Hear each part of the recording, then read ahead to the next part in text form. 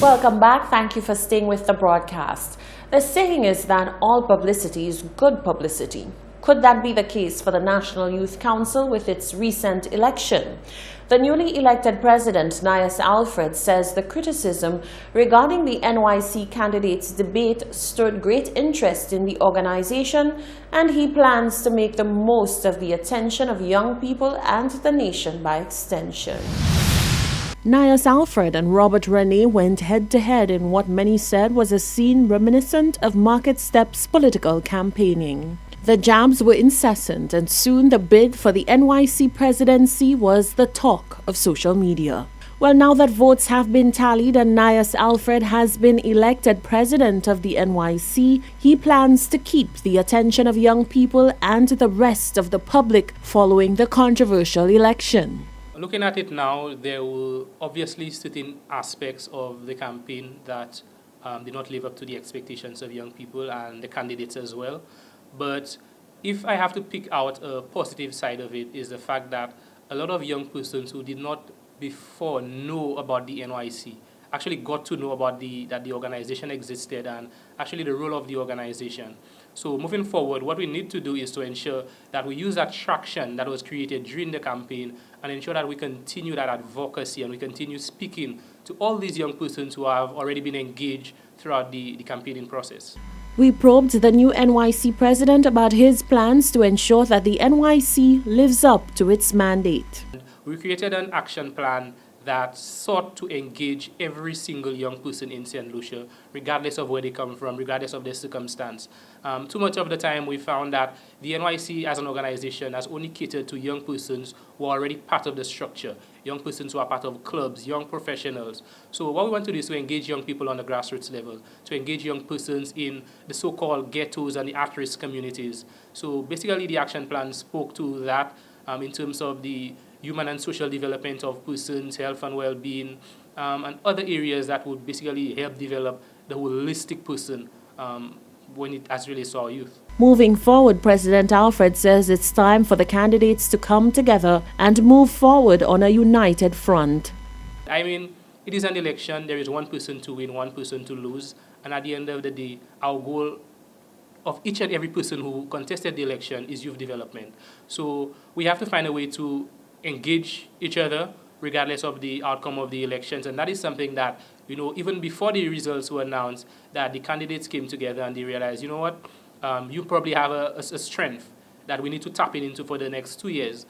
So there is no reason why, as young people, we should not work together in terms of advancing young people in St. Lucia, and you saw that.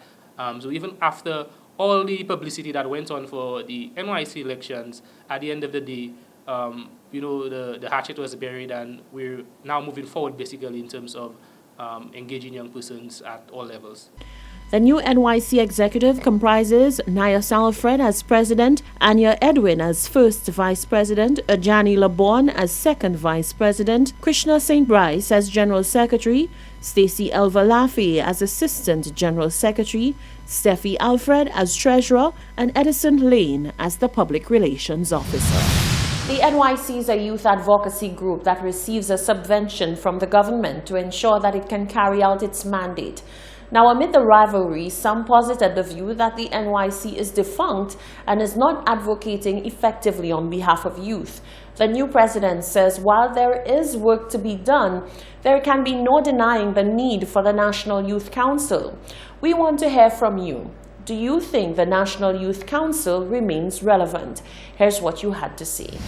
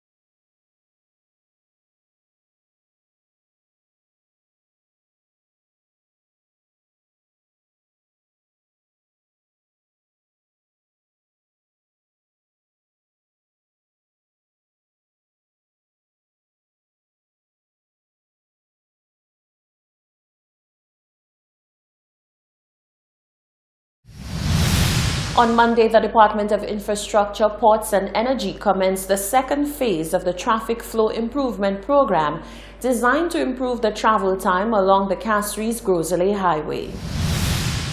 The area between Sandals Halcyon and the Shock Roundabout has been identified as a major bottleneck leading to heavy traffic congestion during peak commute hours. As such, a road widening project has been undertaken as a planned intervention to improve the travel experience for more than 27,000 average daily commuters. Civil engineer within the Department of Infrastructure, Sherman Sylvester, says the overall aim of the project is to reduce the congestion while improving road safety. So this project will actually involve the widening of the third lane, that is the northbound lane between Sandals and Shock. Where we have the 3 lanes, the objective is to ensure that we have a 4-lane dual carriageway going from the Friendshiping roundabout all the way to the Shock roundabout. Sylvester addressed concerns that alleviating the bottleneck at Shock would intensify the issues along other parts of the route. This is part of an government initiative on decreasing on travel time between Grosley and Castries. The first part of the project, the initiative, actually started with the Windward Island gases, where we looked at soft measures on reducing the right turn into there.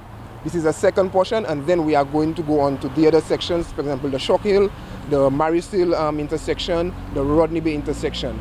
This is government's intervention in phases. Contracts manager for CO Williams, Steve Brinkhurst, gave insight into the project. The first phase of the works is actually building structures on this side, retaining walls, extending drainage without little or no interference with the current traffic movement.